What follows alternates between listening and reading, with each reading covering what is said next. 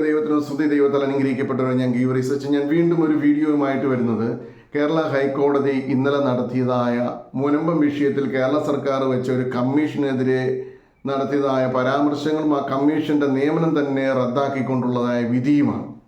ആ വിധിക്കകത്ത് കൃത്യമായിട്ട് കോടതി പറഞ്ഞിരിക്കുന്നു, വഖഫ് ട്രിബ്യൂണലിനാണ് ഇതിന് മേലെല്ലാ അധികാരവും. വഖഫിൻ്റെ സ്വത്തിന്മേൽ എന്ത് തീരുമാനമെടുക്കണമെന്നുള്ള അധികാരം എന്ന് വെച്ചാൽ ഈ വഖഫ് ട്രിബ്യൂണലിൽ എന്താണ് സംഭവിക്കുന്നത്? വഖഫ് ട്രിബ്യൂണലിനുള്ളത് മുഴുവൻ മുസ്ലിങ്ങളാണ്. ആ വഖഫിന് വേണ്ടിയിട്ട് ഒരാൾ വാക്കാലെങ്കിലും ഞാനത് ദാനം ചെയ്യുന്നു എന്ന് പറഞ്ഞാൽ അതല്ല എന്ന് പിന്നെ തെളിയിക്കുക എന്നുള്ളത് ഒരു കാലത്തും പോസിബിളായ ഒരു കാര്യമല്ല. ഈ നെഹ്റു എന്ന് പറയുന്ന ഇന്ത്യൻ പ്രധാനമന്ത്രിയായിരുന്നയാൾ, അയാൾ കൊണ്ടുവന്നതായ ഒരു നിയമം, ഈ നിയമം എന്തിനു കൊണ്ടുവന്നു എന്ന് ചോദിച്ചാൽ, ഇന്ത്യ മഹാരാജ്യത്ത് എന്ന് പറയുന്ന കാഫറുകളുടെ രാജ്യത്ത് ജീവിക്കുവാൻ താല്പര്യമില്ല, ഞങ്ങൾക്ക് മതത്തിൻ്റെ പേരിൽ രാഷ്ട്രം വേണമെന്ന് പറഞ്ഞ് ഇന്ത്യയെ വെട്ടിമുറിച്ച് മുഹമ്മദ് അലി ജിന്നയുടെ കൂടെ പോയവർ ഇവിടെ ഉപേക്ഷിച്ചിട്ട് പോയ വസ്തുക്കൾ ഇവിടെ താമസിക്കാൻ ആഗ്രഹിക്കുന്ന മുസ്ലിങ്ങൾക്ക് വേണ്ടി അല്ലെങ്കിൽ അവർ വിശ്വസിക്കുന്ന ദൈവത്തിന് ദാനം ചെയ്തു എന്ന് പറഞ്ഞിരിക്കുന്ന ആ ഭൂമി സംരക്ഷിക്കാൻ കൊണ്ടുവന്ന ഒരു കിരാത നിയമം, ജനാധിപത്യ രാജ്യത്ത് കൊണ്ടുവന്ന ഒരു കിരാത നിയമം, അല്ലെങ്കിൽ ഒരു മതേതര രാജ്യത്ത് കൊണ്ടുവന്ന ഒരു കിരാത നിയമം. അന്ന് അതിൻ്റെ ശക്തിക്ക് അത്ര ബലം പോരായിരുന്നു. പക്ഷെ 1995 നരസിംഹറാവു സർക്കാരിൻ്റെ കാലത്ത് അതിന് വല്ലാത്ത ശക്തി കിട്ടുന്ന വിധത്തിലൊരു ഭേദഗതി നടത്തിക്കൊടുത്തു. അതും പോരാഞ്ഞിട്ട് നോക്കുന്നതൊക്കെ പറഞ്ഞു പോയിട്ടുണ്ടെന്ന് വേറൊരാൾ പറഞ്ഞാൽ പോലും വഖഫാവും എന്ന രീതിയിൽ 2013 UPA സർക്കാർ ഇറങ്ങിപ്പോകുന്നതിന് മുമ്പ് ഈ പറയുന്ന വിധത്തിൽ ഒരു നിയമം ഉണ്ടാക്കി അങ്ങോട്ട് കൊടുത്തു. ഈ നിയമത്തെ നമുക്ക് ഒരു വിധത്തിലും ഒരു സിവിൽ കോടതിയിലും ചോദ്യം ചെയ്യാൻ സാധിക്കാത്ത വിധം ഈ നിയമം സമൂഹത്തെ കാർന്നു തിന്നുന്ന അവസ്ഥയായി. ഇന്ന് ഇന്ത്യൻ മിലിറ്ററിയും ഇന്ത്യൻ റെയിൽവേയും കഴിഞ്ഞാൽ ഏറ്റവും കൂടുതൽ വഖഫ് സ്വത്തുള്ളത് ഈ സമുദായത്തിൻ്റെ പേരിൽ ആർജിച്ചിട്ടിരിക്കുന്ന സ്വത്തുക്കൾ, അതും പണം കൊടുത്ത് വാങ്ങിയതൊന്നുമല്ല, പണം കൊടുത്ത് വാങ്ങിയതല്ല. ഇതുപോലെ ഇത് വഖഫിൻ്റെയാ, അല്ലെങ്കിൽ ആ വഖഫിന് കൊണ്ടുവന്ന നിയമം അനുസരിച്ച് ഒരു വഖഫ് ഭൂമിയുടെ അടുത്തുള്ള ഭൂമി പോലും വേണമെങ്കിൽ ഇവർക്ക് ക്ലെയിം ചെയ്യാൻ പറ്റും. അങ്ങനെ UP സംഭവിച്ചതിൻ്റെ പേരിലാണ് അവിടെ വലിയ വിവാദങ്ങൾ ഉണ്ടായതൊക്കെ.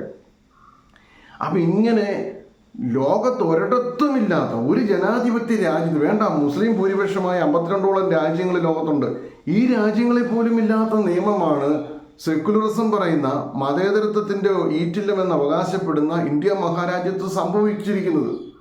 ഏതോ ഒരു കാലത്ത് ഏതോ ഒരു സേട്ട് വഖഫ് ഭൂമിയാന്ന് പറഞ്ഞ് കൊടുത്തു എന്ന് പറയുന്ന ഭൂമി, ആ വഖഫ് തന്നെ പിന്നീട് വിറ്റ് സാധാരണക്കാർക്ക് കൈവശം വെക്കുവാൻ അവകാശം കൊടുത്ത് കാശും വാങ്ങിച്ചതിന് ശേഷം വീണ്ടും അത് വഖഫ് ഭൂമിയാണ് എന്ന് പറയുന്നതാണ് മുനമ്പം വിഷയത്തിൻ്റെ അടിസ്ഥാനം. അതായത് വഖഫ് എപ്പോഴെങ്കിലും ഒരു ഭൂമി വിറ്റ് കഴിഞ്ഞാൽ പുതിയൊരു ഭരണസമിതിയാണ് ആ വഖഫിനെ ഭരിക്കാൻ വരുന്നതെങ്കിൽ അവർ പറയാം വിറ്റത് ശരിയായ നടപടിയല്ല, അത് തിരിച്ചു വേണം. അപ്പോൾ എന്ത് സംഭവിക്കുന്നത്? കാശ് കൊടുത്ത് വാങ്ങിച്ച് അവിടെ കെട്ടിടവും പണിത് വീടും വെച്ച് താമസിക്കുന്നവൻ ഉടുതുണി മാത്രമായിട്ട് അവിടെ നിന്ന് ഇറങ്ങിപ്പോകണം. ഇതാണ് ഇതിൻ്റെ ലോജിക്ക്.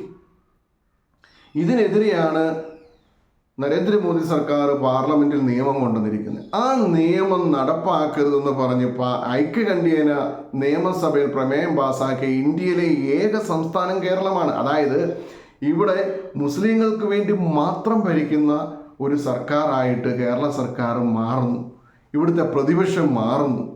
കോൺഗ്രസ് കൊണ്ടുവന്ന കിരാത നിയമം, അതായത് ഈ ബൈബിളിനകത്തൊരു കാര്യമുണ്ട്, ഹെറോദോ രാജാവ് തൻ്റെ സഹോദരൻ്റെ ഭാര്യയായ വെപ്പാട്ടിയായിട്ട് വെച്ചുകൊണ്ടിരുന്നപ്പോൾ യോഹന്നാൻ സ്നാപകൻ പറഞ്ഞു, നീ ഇത് ചെയ്യുന്നത് തെറ്റാണ്, ഇത് ശരിയല്ല എന്ന് പറഞ്ഞു. അത് അവൾക്ക് ഇഷ്ടപ്പെട്ടില്ല. അവൾ യോഹന്നാൻ്റെ മരണം ആഗ്രഹിച്ചുകൊണ്ട് സ്വന്തം മകളെ രാജാവിൻ്റെ മുമ്പാകെ ഡാൻസിനായി പറഞ്ഞയക്കുകയും ഡാൻസിൽ സംപ്രീതനായി തീർന്ന രാജാവ് ഡാൻസ് ചെയ്ത കുട്ടിയോട് ചോദിച്ചു, നിനക്ക് എന്ത് വേണം? അവൾ ചെന്ന് അമ്മയോട് ചോദിച്ചിട്ട് പറയാമെന്ന് പറഞ്ഞു. അമ്മ പറഞ്ഞു, യോഹന്നാൻ സ്നാപകൻ്റെ തല ഒരു താലത്തിൽ വേണം.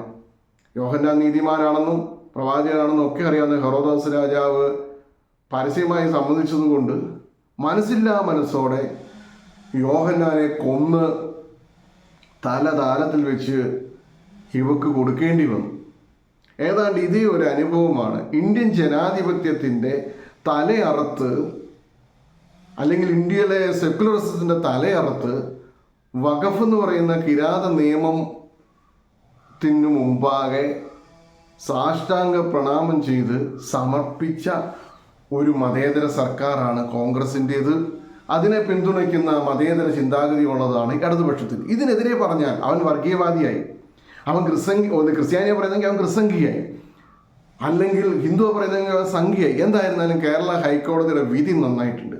ആ വിധി വന്നതുകൊണ്ട് കേരളത്തിലെ സാമാന്യ ബുദ്ധിയുള്ള ജനങ്ങൾക്കൊരു കാര്യം മനസ്സിലായി, വഖഫ് നിയമം എന്ന് പറയുന്നത് അത്ര നിസാരക്കാരനല്ല, അത് ഇച്ചിരി പെശകാണ്. അത് മാറ്റിയില്ല എങ്കിൽ നാളെ നിൻ്റെ വീടിനും എൻ്റെ വീടിനും ഒക്കെ ഇതേ നിയമം വെച്ച് അവകാശം പറയാം, അല്ലെങ്കിൽ ഇന്ത്യ മഹാരാജ്യം മുഴുവൻ വഖഫ് ഭൂമിയാണ് എന്ന് ഇപ്പോഴത്തെ ഒരു സാഹചര്യത്തിൽ വഖഫ് പറഞ്ഞാൽ, അല്ലെന്ന് തെളിയിക്കേണ്ടത് ഇന്ത്യയിലെ താമസക്കാരായ മുഴുവൻ, അതിനകത്ത് മുസ്ലിങ്ങളും ഉണ്ട്, ഹിന്ദുക്കളും ഉണ്ട്, ക്രിസ്ത്യാനികളും ഉണ്ട്, എല്ലാ ജാതി മതത്തിൽപ്പെട്ടവരുണ്ട്. ഈ വഖഫിനെ കൊണ്ട് പൊറുതിമുട്ടിയിരിക്കുന്ന നല്ല ശതമാനം പേരും മുസ്ലിങ്ങൾ തന്നെയാണ് എന്ന് ഫസൽ കപൂർ തന്നെ പറഞ്ഞിട്ടുണ്ട്. അപ്പം ഈ വഖഫിൻ്റെ നിയമം, വഖഫിൻ്റെ ഭൂമിയുടെ നല്ല ശതമാനം കയ്യേറി കൊണ്ടുപോയിരിക്കുന്നതും മുസ്ലിങ്ങൾ തന്നെയാണ് എന്ന് ഈ ഫസൽ കപൂർ ഒരു ചാനൽ ചർച്ചയിൽ പറയുന്നത് ഞാൻ കേട്ട. അപ്പോൾ ഇവർ തന്നെ അറിയാം ഇതൊരു കിരാത നിയമമാണ്. ഇന്ത്യ മഹാരാജ്യത്ത് സെക്കുലറിസമുള്ള ഒരു രാജ്യത്ത് കോൺഗ്രസ് സർക്കാർ ഇവിടുത്തെ സാധാരണക്കാരും ഭൂരിപക്ഷവും വരുന്ന മനുഷ്യരുടെ ശിരസ് ഛേദിച്ച് ഒരു താലത്തിൽ വെച്ച് വഖഫ് ബോർഡിന് കൊടുത്തതാണ് ഈ നിയമം എന്ന്. ആ നിയമത്തിൻ്റെ വാളാണ് ഭേദഗതികൾ മൊത്തം. ഈ ഭേദഗതികൾ കൊണ്ട് ഓരോരുത്തരെയും വെട്ടിയെടുത്ത് വഖഫിൻ്റെ മുമ്പാകെ സമർപ്പിക്കുന്നു. ഇതല്ല ശരിക്കും നടന്നത്. ഇതിനെ മാറ്റണം എന്ന് പറയുമ്പോൾ രാഹുൽ ഗാന്ധി പറയുന്നു പറ്റില്ല, അല്ലെങ്കിൽ ഇടതുപക്ഷത്തിൻ്റെ നേതാക്കന്മാർ പറയുന്നു പറ്റില്ല, മറ്റു കുറേ ഇന്ത്യ മുന്നണിക്കാർ പറയുന്നു പറ്റില്ല. എന്തുകൊണ്ട് പറ്റില്ല? കാശ് കൊടുത്ത് വാങ്ങിച്ച സ്ഥലം പോലും വഖഫിൻ്റേതാണ് എന്ന് പറയുക, ഒന്നോ രണ്ടോ വ്യക്തികൾ ചേർന്നതിന്, രണ്ട് മുസ്ലിങ്ങളും ഒരു ഹിന്ദു അല്ലെങ്കിൽ ഒരു ക്രിസ്ത്യാനിയും തമ്മിൽ വർത്താനം പറയുക, വർത്താനം പറഞ്ഞു അങ്ങ് പോയി. കാലാന്തരത്തിൽ ഈ ഹിന്ദുവോ ക്രിസ്ത്യാനിയോ മരിച്ചതിന് ശേഷം ഈ മുസ്ലിങ്ങളായ രണ്ടുപേരും ചെന്നേച്ച് പറയുക അവൻ ഈ ഭൂമി വഖഫിന് ദാനം ചെയ്തേക്കാമെന്ന് പറഞ്ഞിട്ടുണ്ടായിരുന്നു, കണ്ണായ സ്ഥലവുമാണെന്ന് വിചാരിക്കുക.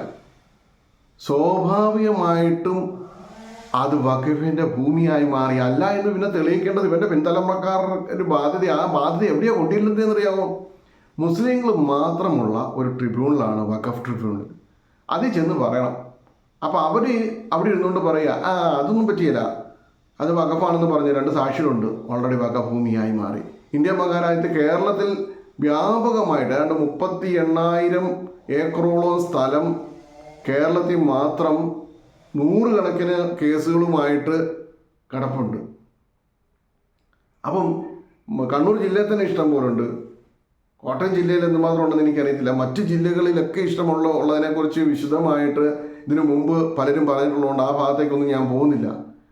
എറണാകുളം ജില്ലയിൽ വഖഫിൻ്റെ എന്ന് പോയിട്ട് മുസ്ലിങ്ങൾക്ക് ഒരു ആരാധനാലയം പോലും ഇല്ലാത്ത പ്രദേശം പോലും ലിസ്റ്റ് ഔട്ട് ചെയ്തതിനകത്ത് കിടപ്പുണ്ട് എന്നാണ് പറഞ്ഞത്. ചെല്ലാനും ഭാഗത്തും കണ്ട്, എനിക്ക് കൃത്യം അതിനെക്കുറിച്ച് അറിയത്തില്ല, പക്ഷേ എന്തായിരുന്നാലും ഞാനത് കണ്ടതാണ് ആ ന്യൂസ്. അപ്പോൾ ഇത്രമാത്രം ഭീകരമായൊരു നിയമം, ആ നിയമം ഇന്ത്യൻ ജനാധിപത്യത്തിന് ചേരുന്നതോ ആധുനിക ലോകത്തിൻ്റെ സംസ്കാരത്തിന് ചേരുന്നതോ അല്ലെങ്കിൽ ഭാരതത്തിൻ്റെ പൈതൃകത്തിനോ സംസ്കാരത്തിനോ ചേരുന്നതോ ഇവിടുത്തെ ജനാധിപത്യ മതേതര സംവിധാനത്തിന് ചേരുന്നതോ അല്ല വഖഫ് നിയമം. ഈ വഖഫ് നിയമം ഇന്ത്യ മഹാരാജ്യത്തിലെ സാധാരണക്കാരനായ ജനങ്ങളിൽ ഒരു ഇടിവാള് പോലെ പായിച്ചു വിട്ടത് ഇവിടുത്തെ UPA സർക്കാരും നെഹ്റുവും അതുപോലെ അതിനു മുമ്പ് ഉണ്ടായിരുന്ന കോൺഗ്രസ് സർക്കാരും, അതായത് നരസിംഹറാവുവിൻ്റെ കാലത്തുണ്ടായിരുന്ന കോൺഗ്രസ് സർക്കാരും ഒക്കെ ചേർന്നിട്ടാണ്. ഇത് വലിയ ദുരന്തങ്ങളാണ് ഇവിടെ സംഭാവന ചെയ്തിരിക്കുന്നത്. ഇന്ത്യ മഹാരാജ്യത്തിൻ്റെ വിവിധ ഭാഗങ്ങളിലൂടെ സഞ്ചരിക്കുകയാണെങ്കിൽ അതൊക്കെ മനസ്സിലാകും. പലയിടത്തും കേരളം വിട്ട് പുറത്തു പോയിട്ടില്ലാത്ത മലയാളികളോട് ഇത് പറഞ്ഞിട്ട് കാര്യമില്ല. കാരണം അവർ വിചാരിക്കുന്നത് എന്താണെന്ന് വെച്ച് കഴിഞ്ഞാൽ വടക്കേ ഇന്ത്യയിൽ മുഴുവൻ വർഗീയതയാണ് നടക്കുന്നത്, വടക്കേ ഇന്ത്യയിൽ മൊത്തം മുസ്ലിങ്ങളെയും ഉപദ്രവിച്ച് കൊന്നൊടുക്കിക്കൊണ്ടിരിക്കുക. ഇതൊക്കെയാണ് ഒരു സാധാരണ ഈ സെക്കുലർ മതേതരത്വ സംസ്ഥാനം എന്ന് അവകാശപ്പെടുന്നിടത്ത് ചിന്തിച്ചു കൂട്ടുന്ന കാര്യങ്ങൾ. അങ്ങനെയാണ് ഇവിടുത്തെ രാഷ്ട്രീയ പാർട്ടികൾ സാധാരണക്കാരനെ ജനങ്ങളിലേക്ക് അടിച്ചേൽപ്പിച്ചിരിക്കുന്നത്.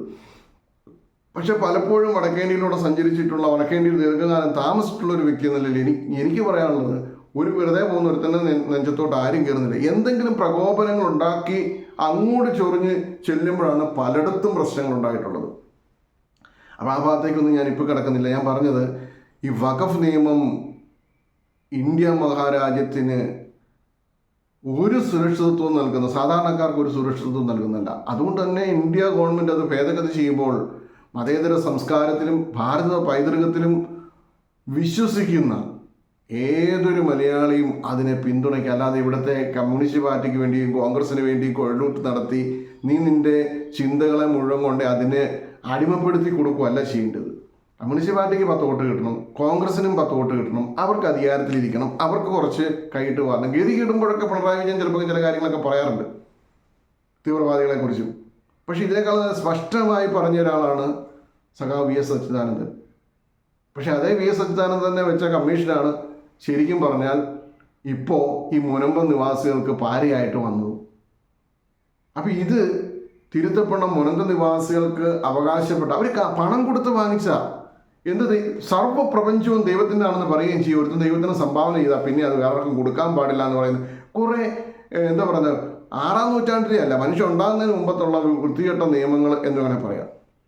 അത്ര നിയമങ്ങൾക്കൊന്നും സാധൂകരണം കൊടുക്കുന്നത് ഒരു ജനാധിപത്യ രാജ്യത്ത്, മതേതര രാജ്യത്തിന് ചേരുന്നതല്ല. ഇവിടെ ഹിന്ദുവിനുള്ള അവകാശം മതി മുസ്ലിമിന്, ഇവിടെ ഹിന്ദുവിനും മുസ്ലിമിനുള്ള അവകാശം മതി ക്രിസ്ത്യാനിക്ക്, ഇവിടെ ക്രിസ്ത്യാനിക്കും ഹിന്ദുവിനും മുസ്ലിമിനും തുല്യ അവകാശം മതി എല്ലാ കാര്യങ്ങളും. അതുകൊണ്ട് ഏകീകൃതമായ ഒരു സിവിൽ കോഡ് അത് ഈ രാജ്യത്തിന് ആവശ്യം തന്നെയാണ്. ഇവിടുത്തെ ജനാധിപത്യ സംവിധാനം നിലനിൽക്കണമെങ്കിൽ അത് ആവശ്യമാണ്. അതല്ലാതെ ഈ ചില കാര്യങ്ങളിൽ ജനാധിപത്യ നിയമവും ചില കാര്യങ്ങളിൽ ശരീഅത്ത് നിയമവും എന്ന ആ ലൈൻ അത് പലപ്പോഴും പല രാജ്യങ്ങളിലും ഇംപ്ലിമെൻ്റ് ചെയ്യുന്ന. അപ്പോൾ ഇവിടെ ഒരു കുറ്റവാളിയായിരിക്കുന്ന ഒരുത്തനെ പിടിച്ചാൽ, മയക്കുമരുന്നാകട്ടെ, കൊലപാതകമാകട്ടെ, രാജ്യദ്രോഹമാകട്ടെ പിടിച്ചാൽ അത് ജനാധിപത്യ സംവിധാനത്തിൽ കേസ് നടത്തി അവൻ കുറ്റക്കാരനെല്ലാം തെളിയിക്കാനുള്ള അവകാശം ഞങ്ങൾക്ക് വേണം. അതല്ലാത്ത കാര്യത്തിനൊക്കെ ശരീഅത്ത് നിയമം വേണം. ആ പോളിസി ഒരിക്കലും അംഗീകരിക്കാൻ കഴിയുന്ന കാര്യമല്ല.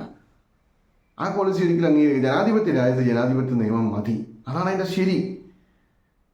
ഒരു സെക്കുലറിസം, മതേതരത്വം ഉണ്ടെങ്കിൽ അത് ഹിന്ദുവിൻ്റെ മാത്രം ബാധ്യതയല്ല, മറ്റു മതങ്ങളുടെ വൃത്തികേടുകളെ അംഗീകരിച്ച് തൊഴുതു പിടിച്ച് നിൽക്കുക എന്നുള്ളത്. അല്ലെങ്കിൽ അതൊരു ക്രിസ്ത്യാനിയുടെ മാത്രം ഉത്തരവാദിത്തപ്പെട്ട കാര്യമല്ല.